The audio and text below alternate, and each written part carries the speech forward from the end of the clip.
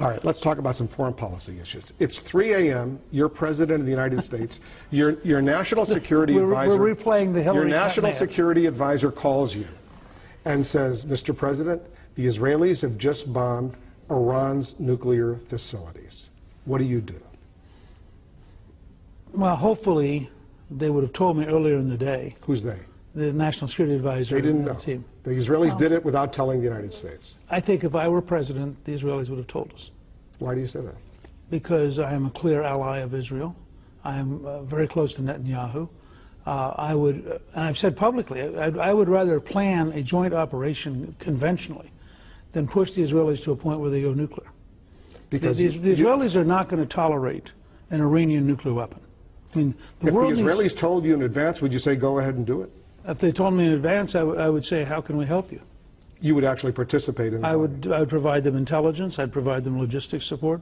Look, and this is a line we have to draw. I mean, an Iranian nuclear weapon is potentially a second Holocaust. Israel's a very urban country. 2 or 3 nuclear weapons wipes out most of the Jews who live in Israel.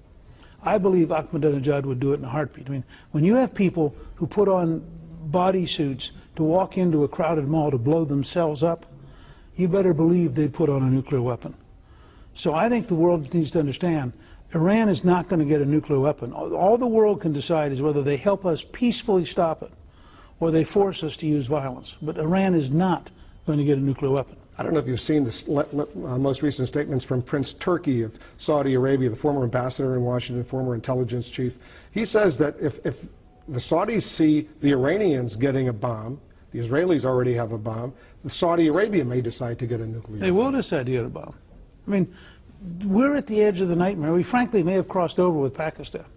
My guess is Pakistan has well over 100 nuclear weapons, and that the Pakistani military is so penetrated by extremist elements, you have no idea if one morning they're going to lose 3 or 4 of them. I mean, just have them stolen. I worry the Pakistani military is capable of protecting that nuclear arsenal? Well, the Pakistani military was capable of protecting bin Laden for 6 years. You believe that they do about it? It's inconceivable that he could have been in. That was a national military city. Their major military university is 1 mile from his compound. Now, do I think bin Laden was sitting a mile away from the National Military University and nobody noticed it in their intelligence service? It's inconceivable.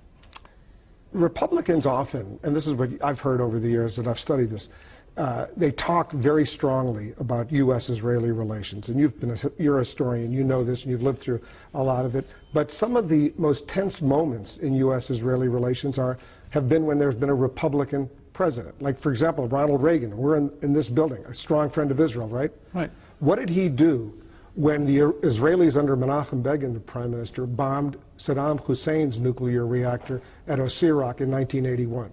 At the time, they condemned it. Later he said it was a mistake to have condemned it. He ordered his U.S. ambassador to the UN, Jean Kirkpatrick, to raise her hand and condemn Israel. If you would have been president, what would you have done? Well, it was a different world. I mean, I would frankly have applauded the Israelis, which I did at the time, but it was a different world. Why was it a different world? I think at the time you had a lot more worries about the Soviet Union. I mean, Reagan was totally focused on defeating the Soviet Empire. And he didn't want anything which made that more complicated. And he had just cut a deal with the Saudis to flood the world with oil, to drive down the price of oil, to break the Soviet economy by cutting off all their hard currency. And so he also had the Saudis engaged in funding the Mujahideen in Afghanistan. So they were very cautious about getting the Arab world upset in that period. And that's why he also, remember, there was a very tense period when the Israelis occupy part of Lebanon. And it's the same reason. I mean, Reagan had a hierarchical principle in his mind. His job was to finish off the Soviet Empire. He wasn't prepared to deal with the post-Soviet world.